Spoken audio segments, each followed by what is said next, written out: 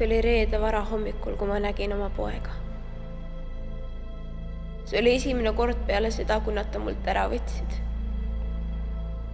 Tema verine ja muljutud keha lõikas kui mõõk mu südamesse ja pisarad voolasid mööda mu põski. Ja siis Pilatus istus oma troonil ja küsis selle rahvahulga käest, et mida nad tahavad mu pojaga teha. Ja nad hüüdsid lööda risti. Ma tahtsin anuda neid, et nad lõpetaksid. Aga ma teadsin, et see pidi nii olema. Nii et ma seisin ja nutsin vaikselt. Kogusin veidi jõudu ja kõndisin rahvahulgaga kaasa väljaku sissepääsuni. Uks löödi lahti ja mu poeg komistas välja. Valvurid naersid tema taga. 2 meest tõid raske puidust risti ja kukutasid selle tema õlgadele. Ja siis nad tõukasid seda mööda teed edasi. Minu valu tema pärast oli väljakannatamatu. Ma tahtsin võtta selle risti tema käest, aga ma teadsin, et see pidi nii olema. Nii et ma kõndisin vaikides edasi. Ma käisin oma poja selja taga, kui ta vaevaliselt liikus Golgata poole. Mitte midagi ei ole kunagi mulle nii palju haiget teinud, kui näha oma poega niimoodi kannatamas. Ja kuidas see raske rist surus tema õlgadele. Ja siis mu süda murdus. Ta kukkus silmini maha ja see raske rist otse ta õlgadele. Ma hetkeks arvasin, et ta on surnud. Aga siis valvurid lõid teda ja ta tõusis vaevaliselt ülesse ja suundus edasi. Ja nad ikka piitsutasid teda, ma tahtsin minna ja oma kehaga kaitsta teda. Aga ma teadsin, et see pidi nii olema. Nii et ma seisin vaikselt ja nutsin. Olin suutnud läbi rahvahulga murda ja kõndisin nüüd oma poja kõrval. Ta peatus. Me pilgud kohtusid. Minu silmad täis kurbust ja pisaraid. Ja tema silmad täis valu ja segadust. Tundsin abitust. Ja siis tema silmad ütlesid mulle, ole julge. Sellele kõigel on eesmärk. Ja ma teadsin, et tal on õigus. Nii et ma järgnesin talle ja palvetasin vaikselt. Ma võisin nüüd näha peaaegu täielikku abitust oma poja silmades, kui ta püüdis seda rasket koormat kanda. Iga samm tundus, nagu see oleks ta viimane. Tundsin ta valu oma südames ja tahtsin, et kogu see asi lõppeks. Ja siis ma märkasin trügimist Jeesuse lähedal. Valvurid tõmbasid ühe mehe rahva hulgast ja sundisid teda võtma minu poja risti. Inimesed küsisid, miks see peab nii olema, aga ma teadsin. Ja ma järgnesin talle vaikides. Ja siis ma nägin, kuidas üks naine trügis läbi rahvahulga Jeesuse juurde. Võttis oma salli ja hakkas mu poja higi ja verd puhastama. Valvurid tirisid ta eemale ja ma vaatasin sellele naisele otsa ja nägin ta silmist, et miks seda talle tehakse. Aga ma teadsin ja kõndisin usus edasi.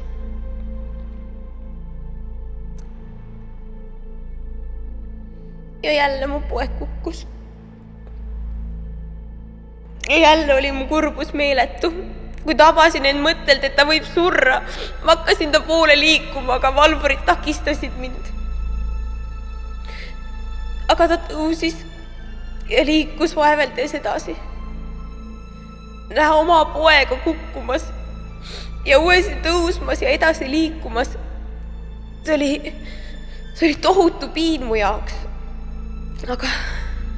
Aga ma teadsin, et see peab nii olema. nii et ma kõndisin vaikides edasi. Ja ta kukkus jälle. Aga see kukkumine oli suurem piin mu jaoks kui eelmised. Ta mitte ainult ei kukkunud nende kivide peale maha, vaid nüüd ta oli peaaegu oma ristiröömismäe otsas. Sõdurid karjusid ta peale ja tõotasid teda. Mõned isegi sülitasid ta peale.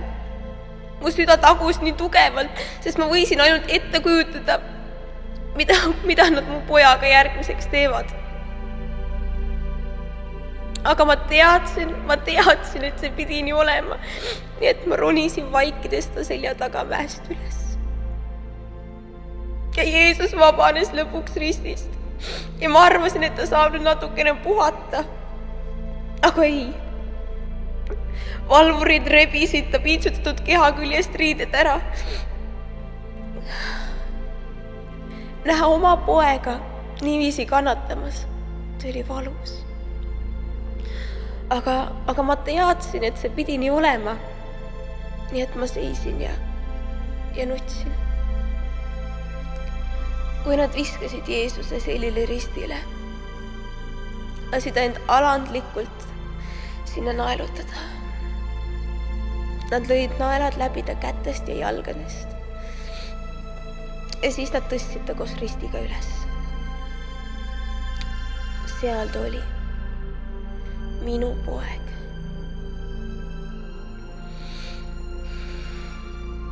Minu poeg, keda ma armastasin nii palju, on põlatud ja heitleb ristil oma elu pärast. Aga ma teadsin, et see pidi nii olema, nii et ma seisin ja palusin vaikselt. Mis on suurem valu ema jaoks, kui näha oma poega suremas? Mina, kes olin sünnitanud selle päästja siia ilma ja vaadanud teda kasvamas, seisin abituna tema risti all ja nägin, kuidas mu poeg kummardas pea ja suri. Tema maine kannatus oli läbi saanud. Aga minu oma oli suurem kui eales varem. Rahvas oli läinud ja müra oli peatunud. Seisin vaikselt ühe Jeesuse sõbra kõrval ja vaatasin ülesse. Meie päästja. Minu poja surnu keha peale. Siis 2 meest võtsid ta keha ristilt alla ja andsid Jeesuse mulle sülle. Sügav kurbus neelas mind. Kuid ma ka tundsin sügavat rõõmu. Elu oli lõppenud julmalt mu poja jaoks, aga see oli toonud elu meile kõigile. Ja ma teadsin, et see pidi nii olema, nii et ma palvetasin vaikselt. Me tõime Jeesuse keha hauda ja ma panin ise ta sinna.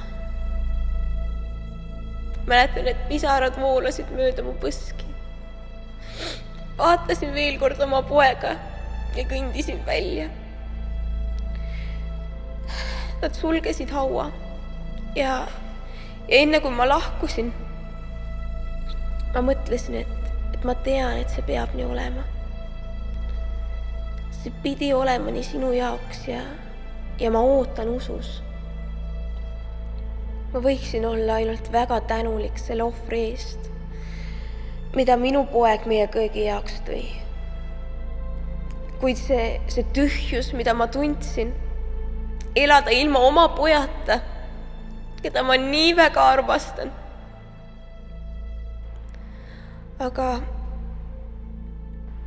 see oli ainult reede. Pühapäev on tulemas.